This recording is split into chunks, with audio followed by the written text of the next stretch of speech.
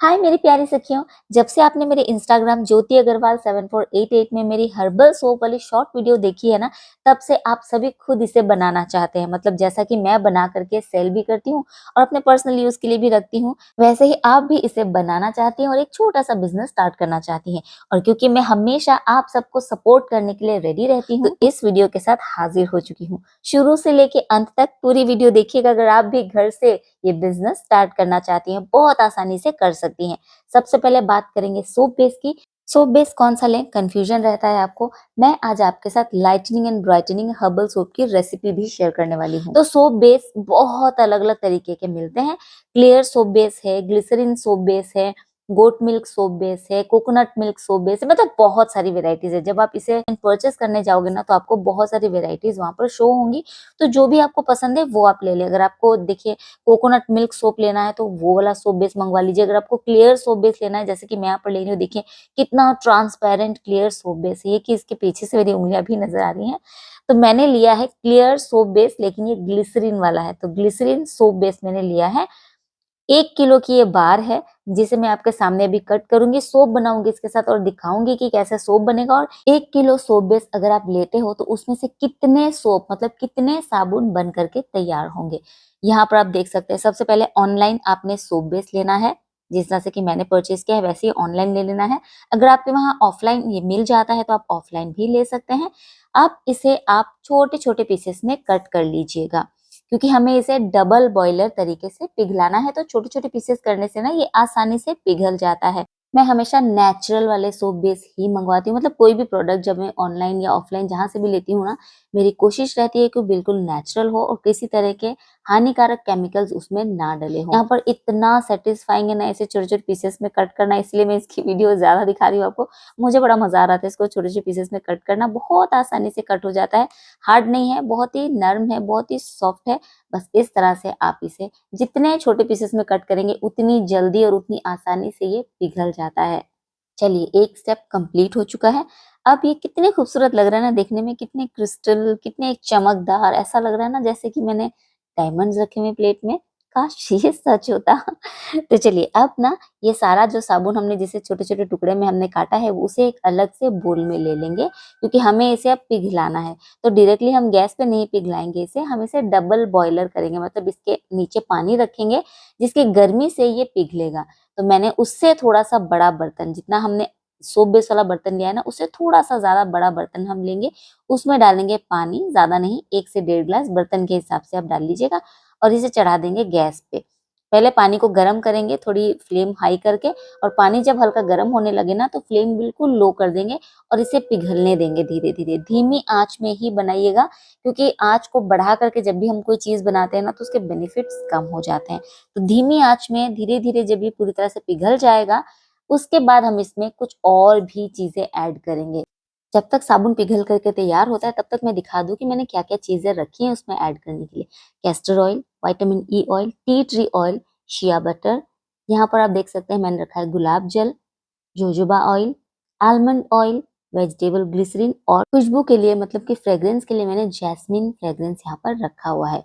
तो चलिए, और एक स्टेप आगे बढ़ते हैं। इन सबको मिक्स करते हैं और सोप बेस में इसे डालने की तैयारी करते हैं। सबसे पहले हम लेंगे ग्लिसरीन। ये मैंने वेजिटेबल ग्लिसरीन ली है। आपके पास जो ग्लिसरीन है आप ले सकते हैं। 2 चम्मच वेजिटेबल ग्लिसरीन के मैंने ले लिए हैं। 1 चम्मच मैं लूंगी आलमंड ऑयल, यानी कि बादाम, जो रोगन बादाम होता है ना, वो बादाम लिया है। ये जोजोबा ऑयल, बहुत लोग होहोबा ऑयल बोलते हैं इसे, वो भी मैं ले रही हूँ 1 चम्मच। ये बहुत ही स्किन फ्रेंडली ऑयल है, हमारी त्वचा पर एकदम भी ऑयली जैसा फील नहीं होता है और बहुत सारे बेनिफिट्स भी देता है। विटामिन ई के बेनिफिट्स के बारे में कौन नहीं जानता, कौन है अनजान, हर कोई जानता है। विटामिन ई हमारी स्किन के लिए बहुत ज्यादा फायदेमंद है, और ग्लिसरीन हमारी त्वचा को मॉइस्चराइज करके रखती है, और कैस्टर ऑयल यानी कि एरंडी का तेल भी हमारी त्वचा में बहुत सारे बेनिफिट्स पहुंचाता है।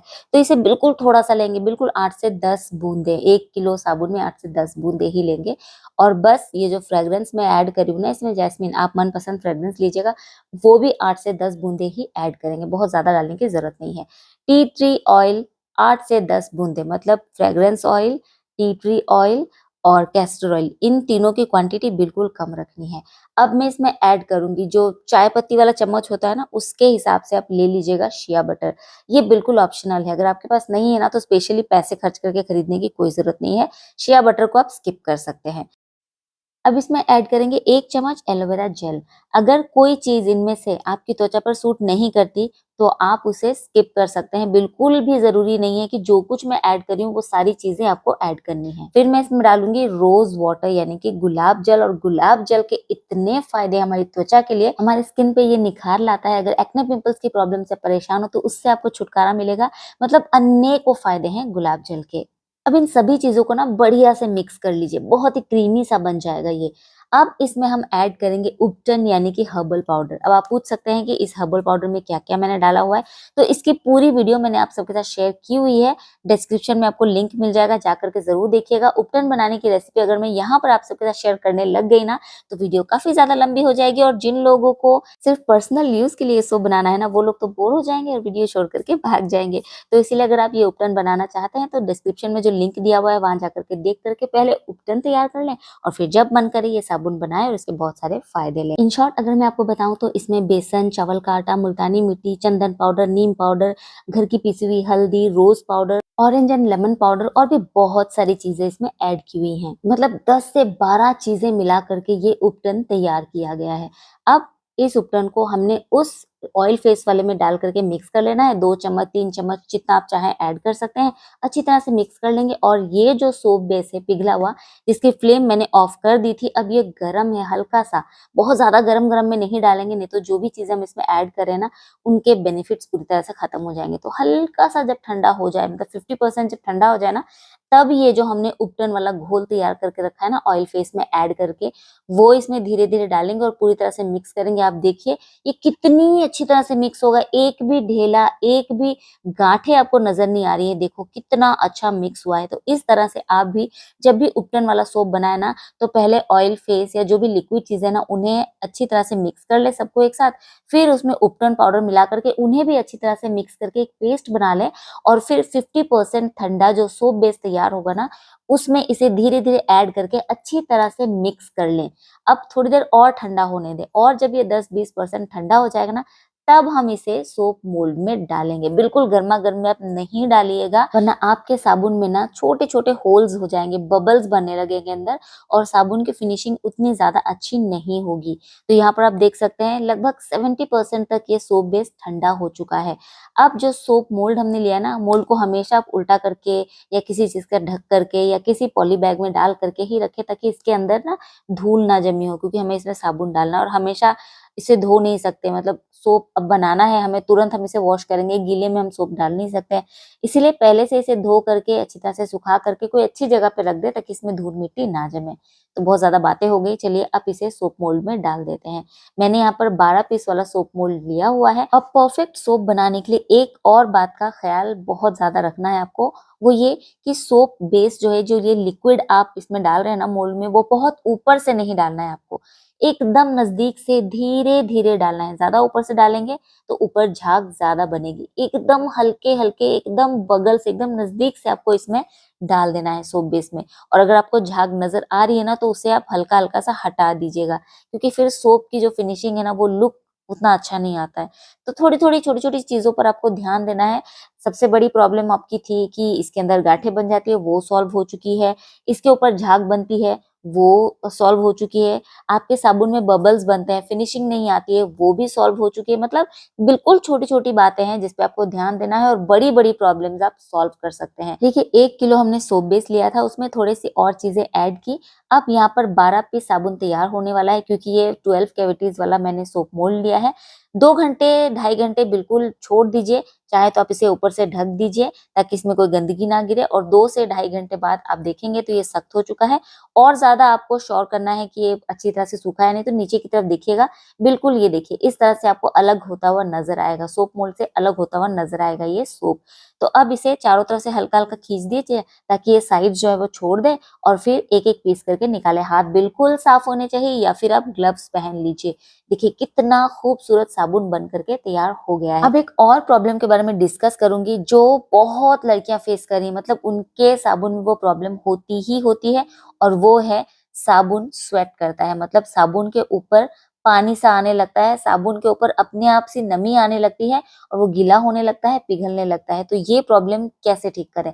तो उसके लिए आप जब अपना साबुन तैयार करेंगे ना, उसे आप डायरेक्टली प्लेट में नहीं रखेंगे, पहले नीचे पेपर या न्यूज़पेपर कुछ भी रख लीजिएगा, उसके ऊपर ये साबुन रखिएगा। तब आपकी जो साबुन के ऊपर स्वेट आ जाता है, जो पानी आ जाता है, जो पसीना आ जाता है ना, वो वाली प्रॉब्लम नहीं आएगी।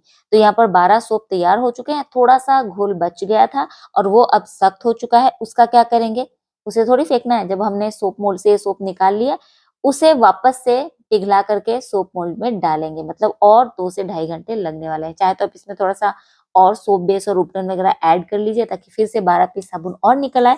लेकिन मैं ऐसा नहीं करने वाली हूँ क्योंकि इसमें काफ़ी ज़्यादा टाइम लगेगा। तो अब मैं इसे डायरेक्टली देखिए गैस पर चढ़ा दी हूँ, बिल्कुल धीमी आँच में, क्योंकि अब इसे ज़्यादा टाइम नहीं लगेगा पिघलने में।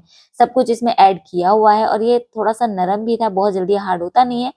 बस धीमी आँच में इसे थोड़ी देर, 1.5 से 2 मिनट रखेंगे ना, फिर से पिघल करके तैयार हो जाएगा। अब इसे अच्छी तरह से मिक्स करना है ठंडा होने के बाद, जैसा कि मैंने आपसे कहा था। 50 से 60% जब ये ठंडा हो जाए ना, तो इस तरह से मिक्स करते हुए आप इसे सोप मोल्ड में डालेंगे ताकि इसके अंदर जो भी हमने उपटन वगैरह डाला है ना, वो नीचे ना बैठे और अच्छी तरह से साबुन के अंदर घुल जाए और नीचे ना बैठे। और सच में ऐसा होगा, बिल्कुल भी टेंशन ना करें। देखिए यहाँ पर फिर 3 साबुन तैयार हो गए, फिर मैंने 2 घंटे इसे छोड़ दिया था और फिर चेक करने के लिए देखिए इस तरह से मैं करके देख रही हूँ, बिल्कुल ये छोड़ दे रहा है साइड, मतलब कि साबुन आपका तैयार हो चुका है। यहाँ पर 3 और साबुन तैयार हो गए हैं, मतलब टोटल 12 और अब 3 15। 1 किलो में से 15 साबुन, ये एक साबुन कितना है वेट इसका वो भी मैं भी आपको दिखा रही हूँ। पहले मैंने जो इसे पेपर के ऊपर रखा है ना, थोड़ा-सा पलट देती हूँ। 10 से 15 मिनट मैंने रख दिया। जो भी साबुन के अंदर मॉइस्चर होता है ना, जो स्वेट हो जाता है आपके साबुन के ऊपर, जो पसीना सा आने लगता है, गीला-गीला सा होने लगता है ना, वो नहीं होगा। थोड़ी देर मैंने इसे पलट के भी रख दिया है। कितना खूबसूरत देखिए, सूखा-सूखा सा ड्राई, कितना शाइनी सा साबुन बन करके तैयार हो गया है। आप चाहे पर्सनल यूज़ के लिए रखना चाहते हैं या फिर आप इसे सेल करना चाहते हैं, जो भी करना चाहते हैं, इसे हम यूँ ही तो नहीं रख सकते ना ओपन, ये गंदा हो जाएगा। तो इस तरह का पेपर रोल आप अगर आपके पास है, तो आप उसे छोटे-छोटे पीसेस में कट कर लीजिए और उसमें अपने सोप को रैप करके रख लीजिए ताकि इसमें गंदगी भी ना लगे, हवा लगने की वजह से साबुन खराब भी ना हो और ये लंबे समय तक बिल्कुल अच्छा रहे। और हाँ, ये काफ़ी लंबे समय तक रहता है। शेल्फ लाइफ के बारे में अगर आप जानना चाहते हो तो बता दूँ, इसकी शेल्फ लाइफ काफ़ी लंबी होती है, मतलब 6 महीने, 8 महीने तक रख करके आप इस साबुन का इस्तेमाल कर सकते हैं। और जब आप इसको बिज़नेस की तरह स्टार्ट करेंगे तो आप इसे कितना ही मर्ज़ी सजा लीजिए, उतना ही कम है, सजाते चले जाइए जैसे कि मैं करती हूँ, क्योंकि मैं तो बिज़नेस पर्पज़ के हिसाब से ही सारी होममेड चीज़ें बनाती हूँ, पर्सनल यूज़ तो है ही, साथ में मैं इसे सेल भी करती हूँ। अपने इंस्टाग्राम ज्योति अग्रवाल 7488 में इनकी वीडियोज़ डालती हूँ और वहाँ पे ऑर्डर्स भी लेती हूँ। व्हाट्सएप नंबर भी आपके साथ शेयर किया है मैंने, वहाँ पर भी आप अपना ऑर्डर प्लेस कर सकते हैं अगर करना चाहें तो, और मेरा वेबसाइट भी आप विज़िट कर सकते हैं।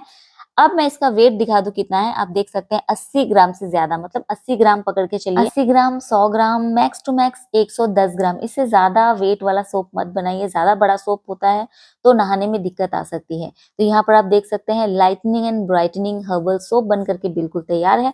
मैं तो ऑल इन वन सोप बनाती हूँ ताकि जब लोग इसे खरीदे ना तो सारे बेनिफिट्स उन्हें मिल सके। अब जिन लोगों को अपना बिज़नेस की तरह ही काम करना है, मतलब लोगों के बेनिफिट्स के बारे में कम सोचना है, वो सिर्फ एक-एक पाउडर डाल करके सोप तैयार कर सकते हैं और सेल कर सकते हैं। लेकिन देखिए, हमारे कस्टमर्स को भी नुकसान नहीं होना चाहिए ना, तो इसीलिए कोशिश करें कि ज़्यादा से ज़्यादा बेनिफिट्स एक ही चीज़ में उन्हें डाल करके दी जाए, ताकि उन्हें अलग-अलग चीज़ों पर इन्वेस्ट करना ना पड़े। और जाते-जाते एक आखिरी सवाल जो आप सबके मन में बहुत ज़्यादा आता है, बहुत परेशान करता है आप सबको, वो ये कि हर्बल प्रोडक्ट्स में, हर्बल साबुन में या शैम्पू में झाग बहुत कम होता है। तो झाग से क्या लेना-देना? झाग कोई सफाई करने वाला कोई एजेंट नहीं है, झाग से बल्कि ड्राइनेस बढ़ती है। हमें बेनिफिट्स चाहिए, झाग नहीं। तो अगर झाग आपको कम भी मिल रहा है तो कोई प्रॉब्लम नहीं है, लेकिन फिर भी अगर आप झाग को ज़्यादा इम्पोर्टेंस दे रहे हैं, तो आप इसमें रीठा पाउडर ऐड कर सकते हैं अपने साबुन में या किसी भी चीज़ में जो भी आप बना रहे हैं, झाग के लिए आप रीठा पाउडर भी ऐड कर सकते हैं, तो आपकी ये प्रॉब्लम भी सॉल्व हो जाएगी। उम्मीद करती हूँ कि आज की ये वीडियो आपके लिए थोड़ी-सी हेल्पफुल तो ज़रूर रही होगी। आप भी अगर घर बैठे पैसे अर्न करना चाहती हैं, तो इस तरह से होममेड प्रोडक्ट्स बना करके लोगों को उसके फ़ायदे भी दीजिए और आपका जो सपना है वो भी पूरा कीजिए। फिर मिलती हूँ आपसे अपनी अगली इंटरेस्टिंग वीडियो के साथ। Bye bye.